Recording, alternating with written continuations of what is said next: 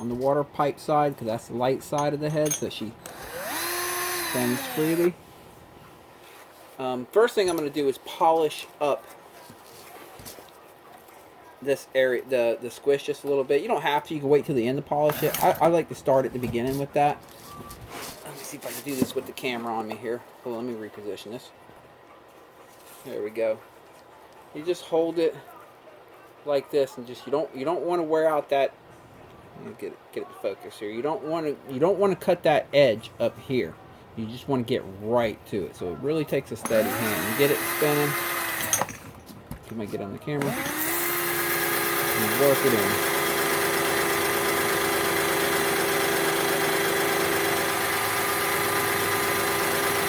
Right up to that edge, like I mentioned earlier. Just up to it. We're not really moving material here. We're not really removing material here. All we're doing is just shining this up. Again, I'm going to go back over that spot at the end. I only do it at the beginning, get it nice and shiny. It kind of helps ensure that I don't nick that area as I'm working the bowl, because it'll be all nice and shiny, so I'll be able to tell if I nick it with the sandpaper. I'll see marks on it. So there you go. We got that shined up for the most part. Still have a few detonation grooves there. Let me polish her up just a little more. Oh, there we go. It looks better in real life than it does on the camera here. I mean, you got a couple tiny little dings right here, but we're not going to worry about that, and that's not going to affect performance any. That's just from detonation that this bike's done. You can see the roughness right here. I mean, we could shave and work that out, but then we would have to mill this matting surface down even more and dig this hole to get the squish band clearance back to correct, and then we would have to open up the dome more, which that would affect performance. So we're not looking to do that. So that's going to be okay. All right, now we're going to start opening the dome up right here. Okay, so there's a few things to consider once we start to open up this dome. First off, you only want to cut into the squish band clearance so far. Here's a head I did years ago. It's already, it's already been used and it's dirty. But if you'll notice, let me put it on millimeters here. You'll notice from there to there, it is basically 10.76 millimeters is what I'm measuring here.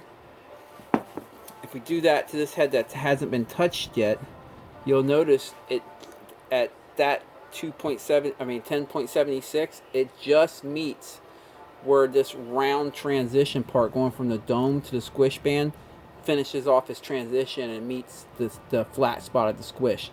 So that's you don't want to dig into the flat spot of the squish. You only want to open up the dome here work it far enough right here to get rid of this little transition part to bring it right to the flat spot of the squish.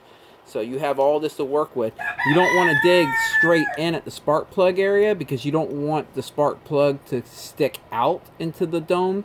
So you don't really want to work this area right here much, except for, let me turn the light here.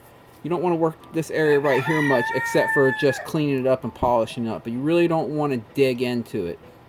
What you really want to dig in to remove the compression ratio is from right here to right here, and work this wall of the dome to get rid of this transition spot right here, so that it meets the flat spot of the squish.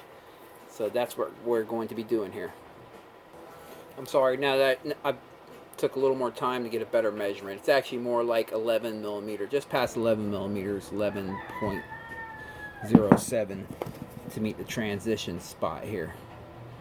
That's not important. Just make sure, it's not so important. Just make sure that you just blend it off just till you hit the flat spot of the squish band, the flat area right here. That's the important thing. You don't have to measure it, but that's the important thing. You don't want to remove the squish band, obviously. The flat spot, that's important. You need that there.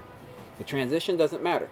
This head that's been done, it's a head that I used for quite a few years, but now it's just kind of a template anymore. I have several of these.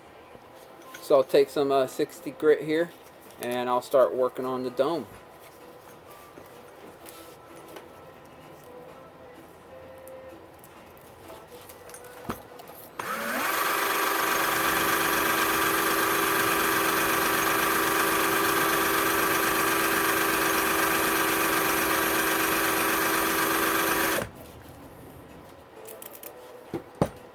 Tell you what, you can wear your thumbs out doing this.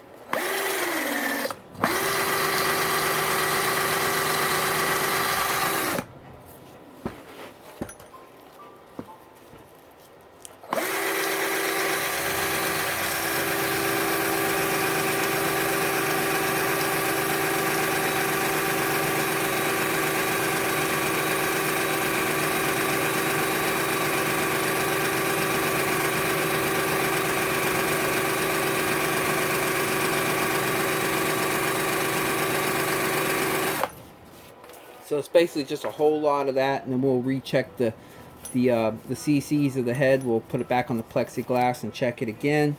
I'm going to sit here and work at this for a little bit, pause the video, and I'll be back. A little more WD-40.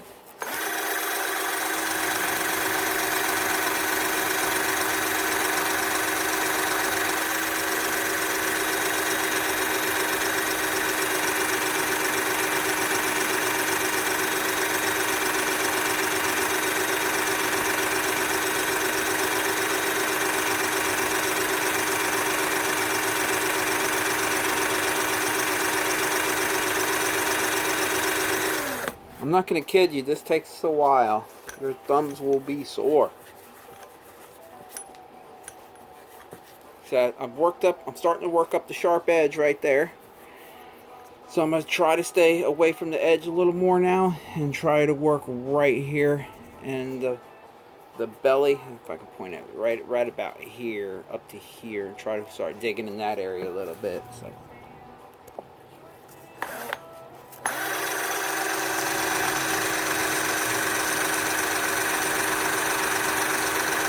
You notice I hold the sandpaper, thin strips, but I kind of hold it from touching back here because you don't want it rubbing the squish band. You need only to touch the bowl area.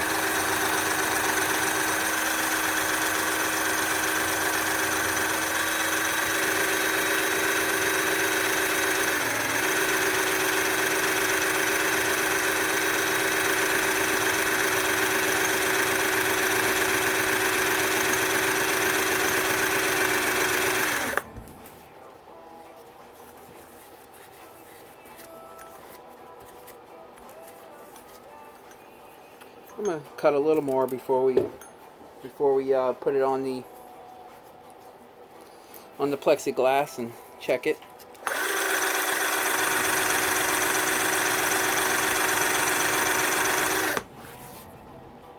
Alright, I'm gonna go ahead and blow out these threads, get the sandpaper debris out of there, stick her back on the plexiglass and check her. And once I get her right, then I'll come back through with really fine grit sandpaper, give her a good nice shine, and make her look nice and pretty. So let me go ahead and stick on the plexiglass and see what we have. Alright, here's where the rubber meets the road.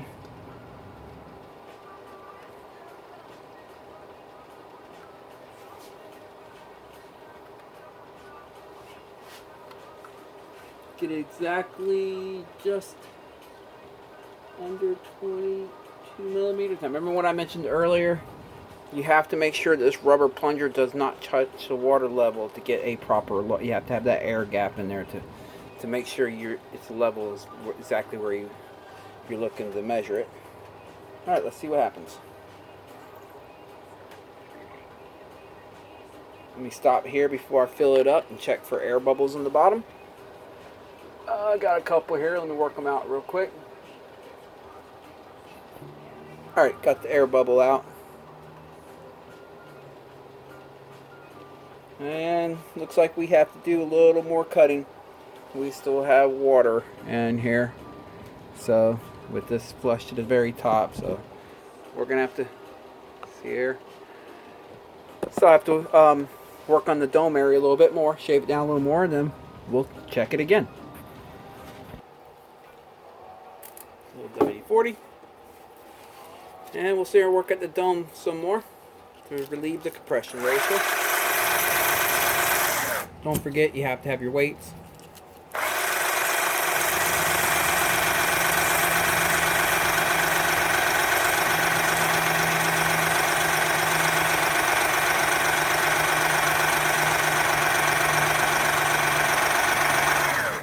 did mention this takes a while, so I'm going to go ahead and pause the video to save you.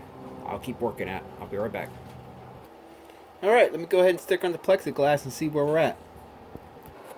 Okay, got our bolt on the plexiglass, got our grease in there. This is the moment of truth. Get exactly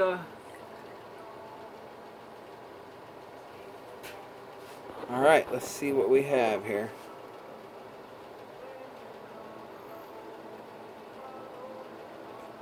Check for air bubbles. And we definitely got them. We work these out. You'll see the air bubble right there in the corner. You can often, like I said, just take a tool and work it out. There it is, actually. It didn't take much. Oh crap, I still got a little more work to do. I still have some water in here, and that's full to the top.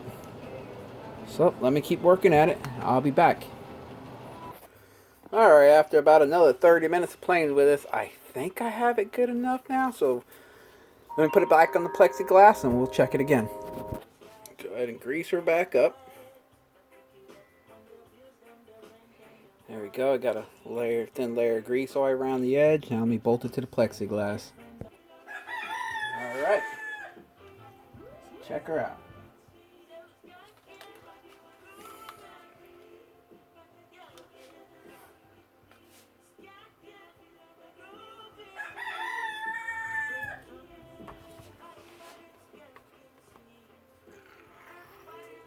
Oh, I messed up. Let me redo it. I spilled some.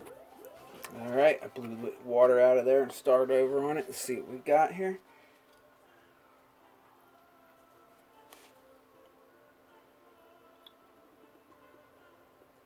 Let me work the air out. Alright, got that out.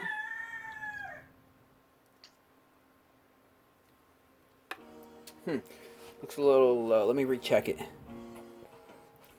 Alright, because at this point it should be spot on as long as I don't spill any here. Of course I get OCD with it, so I'll probably check it a few times. Work out the air bubbles. Alright, got the air bubbles out. Alright, let's see what we got. There it is. Right up to the top. Just alright. So we got the compression ratio right on this one. I'm on bolt the head and I'm going to clean her up. Alright, and then I use some 220 grit sandpaper, and I just, same thing, you cut it out into small little strips like this. Use some WD-40 on it and you run it and smoothing it out the best you can. And then when you're done, if you really want to get it nice smooth, use some fine steel wool. Put a little WD-40 on it.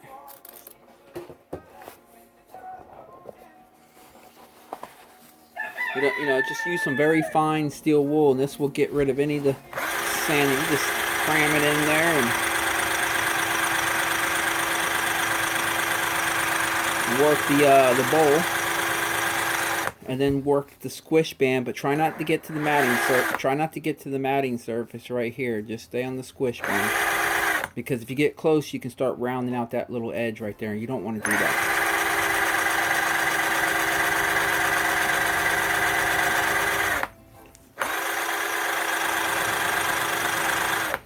Alright, pop these out.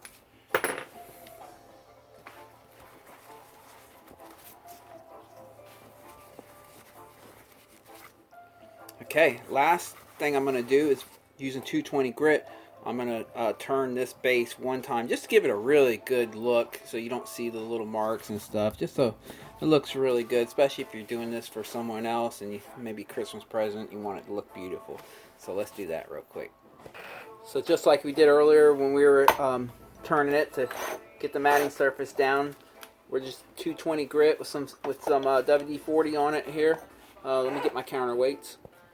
Alright, here we go. Again, at this point with this fine sandpaper, we're not going to be taking really any material off. All we're doing is just making the matting surface nice and clean looking. And you don't have to do it very long. It only takes a second. That's it.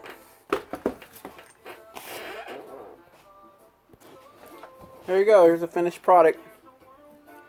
Got the squish band set at 40 thousandths right here, and it works its way up to about 42 right here. And opened up the dome to retain the stock compression ratio of the 03 to 2010 that had the better compression ratio, the American models. Again, this head does have a little ding there, you know, from probably previous detonation, but that's not going to hurt anything. That little stuff, if you have that on your head, you don't have to worry about that. As long as you don't have any real holes or anything or dings, and then I would consider just starting off with a whole new fresh head. So let's go ahead and mount her back on the bike and fire her up and see what we got. Like I mentioned earlier, when you're go to mount it on the bike, you want to blow these little holes out, because when you sand it, they get full of the sanding grit, and that'll cause it to bind on these pins, and you could bend the head and crack it. You don't want to do that.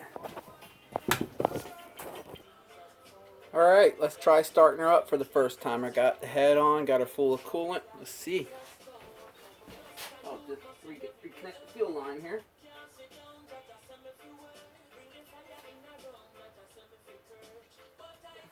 Gas on, choke on.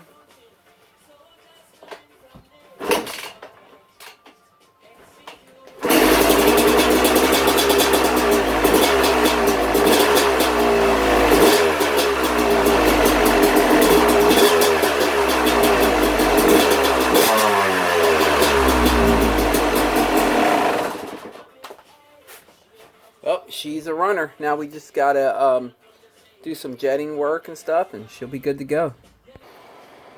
So typically, after you modify the head like this, you get the squish band clearance tighter. They typically like leaner jetting. I know that sounds strange, but that's just how it goes. They're burning all their fuel. They don't have excess fuel hiding in the corner of the combustion chamber anymore. So you can tip it. It has a tendency to make them run a little bit richer. Stock, these bikes come with 178 main jet. Currently on mine over here, I'm running a 172. Same head profile, pretty much identical motor to this one now, except for the pipe is different. But I'm running a 172 in that one. So, you're going to want to play with the jetting a little bit. It doesn't seem to affect so much the pilot jet or the fuel screw. It mainly just affects that main jet. The main jet likes to go leaner. If you don't go leaner and you stay with the 178, you'll feel an increase in performance, but you'll wonder if it was worth it or not. But once you start dropping them jets, every jet leaner, you will feel the performance jump up. You'll go to 175 and you're going to feel a good boost. You get 172 and you're going to feel another good boost. Obviously you don't want to go too lean, so you have to pay attention to that. And you're going to want to run 50-50 or at least 40-60. I have gotten away with 40-60. My brother does every weekend. Just 40% race fuel, 110 leaded to 60% pump fuel. But I currently run 50-50 myself. This is probably the best bang for the buck mod. You don't have to sit here and do it by hand like I did. You can send it out to someone like RB Heads. If you Google RB Head, you'll find him. He does this. He'll ask you to take your cylinder head off, grab a piece of solder, lay it across like I showed you earlier, and get the base measurement, and then send it to him, and he'll get it straightened out for you. So if you don't want to do this by hand like I did, that's fine. You can send it out. The reason I chose to do them by hand is because I wanted to play with all kinds of different profiles. Didn't want to waste a lot of money sending out multiple heads. I wanted to really experiment. Through the years of experimenting, I've made quite a few different head profiles. I did a lot of reading up first before I started, just trying things out, and so I'm just going to run you through real quickly some of the things I've learned. First off, as I mentioned earlier, compression ratio. Two strokes don't like an extremely high compression ratio. You can lower the compression ratio on a keeping all else the same. You can lower the compression ratio on a 252 stroke. It will lower your octane requirements, and it'll also start robbing bottom end torque. You can raise the compression ratio, and you'll start robbing some. It'll start robbing some top end horsepower, but you will gain some bottom end torque. However, the trade-off is not equal. It will take away more top end than it gives you on bottom end. But if that's what you need, if you're racing in the woods or whatever, tight courses, and that's a trade-off you're willing to accept, then so be it. Squish band width. The squish band width from here to here. You can open this dome up and widen it and actually start to remove some of the squish band width, and that is claimed to increase the top end as you have a less narrow squish band. And then I've seen some heads that have had squish bands that go way up into here and just a tiny but deep dome. That's supposed to increase your bottom end. But on the YZ250, really, on this, if you're looking to just pretty much do it yourself like I did, really all you have to do is just remove this transition area right here, as I mentioned earlier, just get to this flat section, and that's pretty much perfect for these bikes. I have tried wider and I have tried more narrow, and I didn't really see anything better than what the stock is as far as from here to the transition point. And then I've tried higher compression ratios and lower compression ratios just by making the dome bigger or smaller, and like I mentioned earlier, the trade-off. I found that the stock compression ratio from 03 to 2010 was what I preferred. Any more compression and it definitely robbed top, any less and it just robbed bottom and kind of took some life out of the motor. It does make them rev a little bit freer when you remove compression ratio, but not really more powerful, just kind of freer, so like you don't have to give it as much throttle to get it to rev up high, but it doesn't really increase the top end, it just makes it a little bit freer feeling. I think that's about, squish band clearance between the piston. Remember I mentioned earlier when the piston comes up the top dead center, the clearance between here, what we were measuring with the solder. You want it stock, they come about 67 thousandths for these heads. I know the European model from 2003 to 2022 and the American model from 2011 to 2022, the squish band clearance is extremely thick at like 84 thousandths. The 03 to 2010 American model is at 67 thousandths. From what I've read and heard from other tuners, is this really doesn't even come into play, doesn't make a difference until you get it tight to 50 thousandths. Today we set it at 40 thousandths. I've tried it all the way from 50 all the way down to 30, and I found 40 to be the sweet spot. I did not notice any increased engine wear, but I get all the extra horsepower out of it. This modification alone, you're going to feel about a 2 to 3 horsepower increase, and the best part is if you do the head profile like I just did with the compression ratio still stock but the squish band clearance at 40 thousandths, that 2 to 3 horsepower is felt all the way across the board from the very bottom to the very top. The whole there's no trade-off. The only trade-off is you got to run 50-50 feel. That's really the only trade-off. But as far as power trade-offs, and that's there's not too many modifications that don't have a trade-off. But this is one of them that does not have a trade-off if you do it right. Like port and polishing the cylinder. Everyone knows there's always a trade-off with that. And the interesting thing is on these bikes, you really don't have to port and polish these bikes because they got the porting right from stock. It's really good. You'll notice that most places when you send your cylinder out to get ported, they also request the head. I honestly believe what people are really feeling when you pay to have your head and your cylinder ported and polished and your head rechambered, I honestly feel that's all you're feeling. I've ridden bikes that have had poured and polished cylinders, but the head was the same, and sometimes you can't even tell. But you always can tell with that head. I don't know if you noticed when I started the bike up a little while earlier, she even sounds better. She sounds crisper, cleaner. You'll notice that right away. The minute you mount the head up after doing the head work, you will hear that it's more metallic-y sounding, more sharper, more of that just two-stroke sound that you like. So that's the head's a good thing. It's there's no trade-off, so that's good.